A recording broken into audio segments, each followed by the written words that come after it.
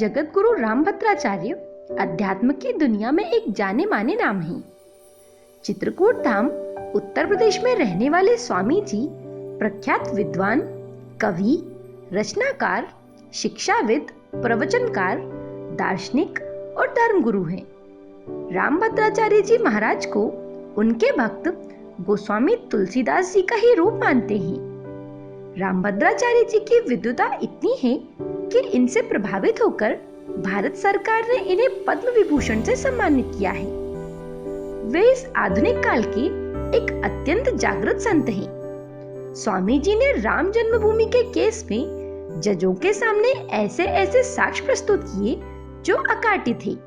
उनकी मेधा और बुद्धि देखकर जज समेत विरोधी पक्ष भी हैरान रह गए। इस केस के संबंध में एक बार जगत गुरु अदालत में जजों के सामने उपस्थित थे। वो अपनी ओजस्वी वाणी में विवादित स्थल पर श्री राम के होने के एक के बाद एक सबूत पेश किए जा रहे थे, लेकिन न्यायाधीश की कुर्सी पर बैठा व्यक्ति विधर्मी विचारधारा का था। उसने छूटते ही चुपता सा सवाल किया, आप लोग हर बात में वेदों से प्रमाण मांगते हैं, तो क्या वेदों से ही प्रमाण दे सकते हैं कि श्री राम का जन्म अयोध्या में उस स्थल पर ही हुआ था? ये सुनकर जगत गुरु रामभद्राचार्य जी ने बिना एक भी पल गवाए ये कहा कि मैं दे सकता हूँ महोदय, और उन्होंने ऋग्वेद की जैमिनीय संहिता से उदाहरण देना शुरू किया, जिसमें सरयू नदी के स्थान विशेष से दिशा और दूरी का बिल्कुल सटीक ब्यौरा देते हुए श्री राम जन्मभूमि की स्थिति बताई गई है। कोर्ट के आदेश से जैमिनीय संहिता मंगाई गई और उसमें जगत गुरु जी द्वारा निर्दिष्ट संख्या को खोलकर देखा गया। उसके बाद इनका भौगोलिक विश्लेषण कराया गया, दूरियां नापी गईं और समस्त विवरण सही पाए गए। जिस स्थान पर श्री राम जन्मभूमि की स्थिति बताई गई है, विवादित स्थल ठीक उसी स्थान पर मौजूद पाया गया। और इस तरह जगत गुरु जी के इस वक्तव्य ने फैसले का रुख हिंदुओं की तरफ मोड़ दिया। बाद में जज ने भी स्वीकार किया कि आज मैंने भारतीय प्रज्ञा का चमत्कार देखा।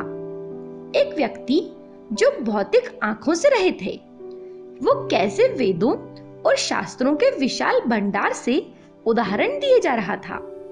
ये ईश्वरीय शक्ति नहीं तो और क्या है। स्वामी जी जब 2 माह के थे, उनकी नेत्र ज्योति चली गई थी। तब उनके परिवार में चिंता और निराशा थी। शिशु के भविष्य को लेकर बड़ी आशंका थी। तब किसी ने ये कल्पना नहीं की होगी कि एक दिन ये बालक समाज को मार्ग दिखाएगा। श्री राम जन्मभूमि पर उनके तर्क अकाट्य थे। सभी लोग उनके अध्ययन और ज्ञान को देखकर हतप्रभ थे। भारतीय दर्शन और प्रज्ञा का चमत्कार प्रभावित करने वाला था। अति विशाल भारतीय वैदिक वाङ्मय के अलावा अन्य सभी ग्रंथों की पृष्ठ संख्या तक उनकी स्मृति में थी। रामभद्राचार्य जी निसंदेह एक विद्वान वक्ता और संत हैं, लेकिन वो विवादों में भी अक्सर घिरते रहते हैं। वर्तमान में चल रही गीता प्रेस की रामचरितमानस की प्रतियों में वो 3000 से ज्यादा गलतियां निकाल चुके हैं। वे व्याकरण के गहरे ज्ञाता होने के नाते भाषा संबंधी अशुद्धियों पर अपनी आवाज उठाते रहते हैं। इस पर एक बार अखाड़ा परिषद ने उन पर 7 लाख रुपए का जुर्माना लगा दिया था।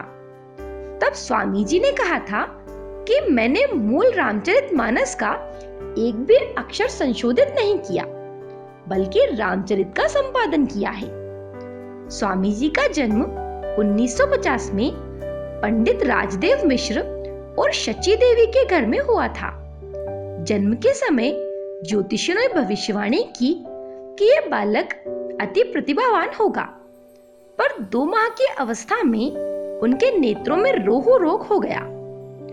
नीम हकीम के इलाज से उनकी नेत्र ज्योति सदा के लिए ही चली गई। पूरे घर में शोक छा गया, पर इन्होंने अपने मन में कभी निराशा के अंधकार को स्थान नहीं दिया। 4 वर्ष की अवस्था में वे कविता करने लगे।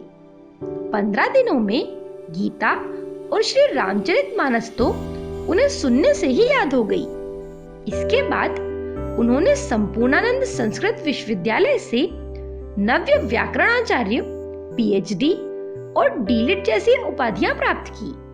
छात्र जीवन में पढ़े और सुने गए सैकड़ों ग्रंथ उन्हें कंठस्थ हैं। हिंदी, संस्कृत और अंग्रेजी सहित 14 भाषाओं की वो ज्ञाता हैं। अध्ययन के साथ साथ मौलिक लेखन के क्षेत्र में भी स्वामी जी का काम अद्भुत है। उन्होंने 80 ग्रंथों की रचना की है। इन ग्रंथों में जहां उत्कृष्ट दर्शन और गहन आध्यात्मिक चिंतन के दर्शन होते हैं, वहीं कारगिल विजय पर लिखा नाटक उत्साह इन्हें समकालीन जगत से जोड़ता है। सभी प्रमुख उपनिषदों का आपने भाष्य किया है।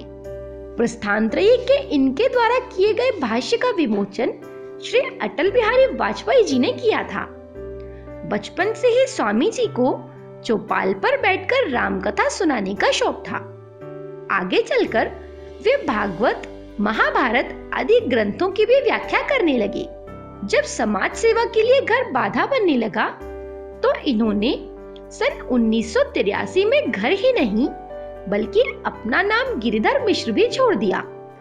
स्वामी जी ने अब चित्रकूट में डेरा लगाया और श्री रामभद्राचार्य के नाम से प्रसिद्ध हो गए।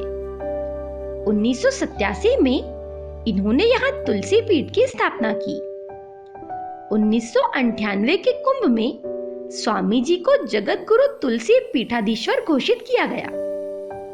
तत्कालीन राष्ट्रपति डॉक्टर शंकर दयाल शर्मा के आग्रह पर स्वामी जी ने इंडोनेशिया में आयोजित अंतरराष्ट्रीय रामायण सम्मेलन में भारतीय शिष्टमंडल का नेतृत्व किया। इसके बाद वो मॉरिशस, सिंगापुर, ब्रिटेन और अन्य अनेक देशों में प्रवास पर गए। स्वयं नेत्रहीन होने के कारण स्वामी जी को नेत्रहीनों और विकलांगों के कष्टों का पता है। इसलिए उन्होंने चित्रकूट में विश्व का पहला आवासीय विकलांग विश्वविद्यालय स्थापित किया। इसमें सभी प्रकार के विकलांग शिक्षा पाते हैं। इसके अतिरिक्त विकलांगों के लिए गौशाला और अन्य क्षेत्र भी हैं। राजकोट में महाराज जी के प्रयास से 100 बिस्तरों का जयनाथ अस्पताल, बाल मंदिर, ब्लड बैंक आदि का संचालन हो रहा है। विनम्रता और ज्ञान की प्रतिमूर्ति स्वामी रामभद्राचार्य जी अपने जीवन दर्शन को निम्न पंक्तियों में व्यक्त करते हैं।